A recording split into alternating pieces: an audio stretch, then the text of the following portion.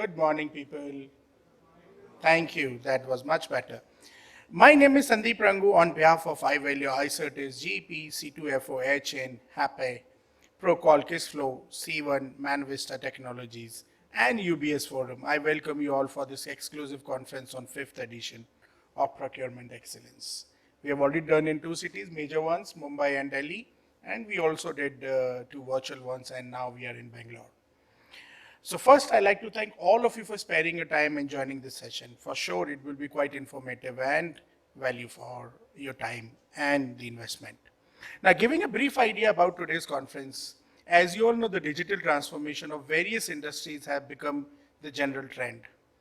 The procurement has become the best entry point for digital transformation of enterprises. The further development of emerging technologies such as AI, ML, predictive analysis, cloud computing, big data, and RPA also empowers digital procurement to upgrade further. It improves the efficiency of procurement function and significantly reduces cost, thereby helping companies achieve a faster, more transparent, and a sustainable procurement process. Today, we will analyze the development trend of digital procurement in the new normal from a global perspective and discuss how procurement will help companies to achieve their internal goals. At the same time, it is also interpret the development of status of new digital procurement technologies and hot topics such as supplier relationship management. And to set the context, I would like to invite the chairperson for today's session. And the chairperson is Harsh Anand, who is the sales director with 𝗘𝗿𝗂𝗁𝗔𝗂𝗐𝗔 for India and South Asia. To give you a background, Harsh has more than 23 years of experience, having done leadership role in sales, pre-sales, and delivery in India and USA. He has worked in the past with IBM, Oracle, Wipro, Genpact, and niche consulting firms. In his current role with 𝗘𝗿𝗂𝗁𝗔𝗂𝗁𝗍, he is responsible for sales, business development, and customer success for India, South Asia region. And he also brings expertise in consultative selling, helping large organization with the digitization of process to drive the top line, reduce cost, and improve efficiencies. Can we welcome him for his keynote with a big round of applause, please? Good morning, everyone. Once again, I would like to welcome you all on behalf of 𝗘𝗿𝗂𝗁𝗔𝗂𝗏 and UBS Forum to 5th edition of Procurement Excellence. And we do this in association with UBS Forum. We did in Delhi and Bombay. And what we try to do is we get all procurement leaders from different industries into one room. And it's more of, I would say, a knowledge sharing platform where we try to hear from each other on the evolving procurement trends, challenges in your respective organizations, and what are the strategies you people are implementing to mitigate risk and making procurement function more agile in your respective organizations. With this, I think before we get started, we want to share some findings. And this is a survey that we did in association with the Hackett Group. And the participants were from, I would say, your mid to large size companies across your mix of discrete and process manufacturing, with a pretty good representation from your Asia Pacific also. And if you look at some of the top 5 priorities for the procurement in 2022, and your reduction in cost or managing your spend has been always be a key priority, but it has become more challenging with your increasing inflation, your geopolitical tensions, your increase in your commodity prices, and the conflict that we are seeing in different parts of the world. With respect to your supplier risk, and this used to be your number 2 in 2021, which has become our number 1. And we have been seeing your series of disruption, right? So we came out of your COVID, and then we have Russia-Ukraine conflict, and no one would have guessed that it will go so long and is going to impact everyone across the world. The other important thing is with respect to your sustainability, and I think there's a major change. If you look at the survey which we did in 2021, it was at number 8, and now it has moved to your number 4. And I think a lot of discussions which are happening globally, and different countries, the governments have taken your pledges for your reduction in your carbon emissions. And procurement has to play a very critical role, because I'm sure that if you look at your scope 1, scope 2, scope 3 emissions, and scope 3, which contributes to your 70% of overall emissions. And on the bottom, if you look at your the digital transformation, and that's a key, with all this increase in your procurement priorities, at the same time, the budgets are not increasing, right? So you have to your growth, manage your risk, be more agile with the same headcount. So a lot of focus across organization to digitize your processes and procurement, to free up the bandwidth of your team to do more strategic activities, do supply development, and find your value realization activities in supply chain. On the right-hand side, that's more to do with your, I would say, the skill development. So if you look at, developing your skills in the areas of your risk, sustainability, and your data intelligence. This is, the risk, if you look at which are at the center of the supply chain, and procurement has to play a very critical role. So we talked about your supply chain disruptions and inflation.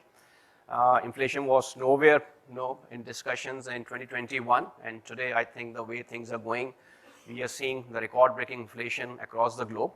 One important thing which also came in is on cyber information and security, and this is where, as you try to kind of reduce cycle time for everything, you have to onboard your suppliers, I would say, more quickly, and there is a risk in terms of missing on information security. So how do you drive that visibility and governance around those processes? At the same time, I think the truth is that we are moving to a hybrid world now with a mix of your remote and your office working, and many organizations, and it's not only just for IT. I think when I'm talking to my customers in your manufacturing and banking, everyone is grappling with attrition also, right? So with respect to that, how do we manage and keep our data secure? So that's also one of the risks being talked across organizations. When it comes to your, in terms of overall importance versus your maturity across these different processes, and I think maybe this is what most of you can relate to. There is a significant amount of investment happening in putting your analytical models and data visualization tools to manage your spend, but at the same time to making significant investments on the digital procurement tools to digitize your process on onboarding and qualification of suppliers, managing your RFQ process, not just for indirect categories, but also for your direct categories and CapEx, and managing your overall contract lifecycle. On the left-hand side, with respect to your transactional automation, I think everyone has made investments in your respective ERP systems, but the focus now is more exposing that to your vendors to drive agility in your supply chain. With respect to your smart automation capabilities, there's a lot of ask in the market with respect to managing your talent spend. That's a pain area, which impacts the number of transactions and productivity, but still that's of less importance, and technology is also evolving to manage your talent spend more effectively. If you look at on this specific slide, and this is what we keep on hearing in the market, the different kind of technology solutions. So the focus on your cloud solutions for procurement, your RPA solutions for solving some very specific niche problems within your supply chain, or looking at solutions for your data visualizations or your AI, or let's say MDM. But the point, what I just want to kind of leave on the table, if you look at the adoption across these different technologies, has not been very good. Across all these streams, if you look at less than 50% of your organizations have implemented, and rest are into the pilot stage, or maybe they are kind of waiting for some success and then try to take some initiatives. I think it would be a good topic of discussion today. I think there are a lot of panel discussions, a lot of technology providers also would be providing, and it could be a good brainstorming, maybe and during the lunch, or let's say during your coffee breaks, and understanding from each other, maybe what are those root causes, because these technologies have been there for a long time, but why the adoption is not very good. And this one, I think this is again critical in terms of how overall procurement agenda is aligned with your overall enterprise priorities. So we talked about the digital transformation that we are seeing not only for procurement, but across functions, whether it's your HR, finance, or your talent management. But if you look at your other areas with respect to your overall managing your diversity programs, or managing your reduction in the carbon footprint or cost optimization.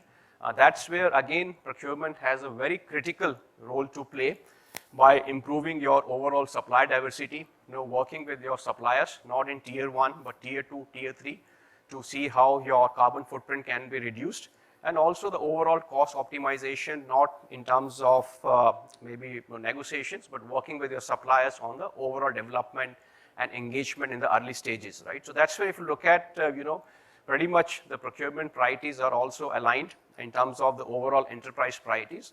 And I think with this, let's open up the session. And I think all of us have gathered here.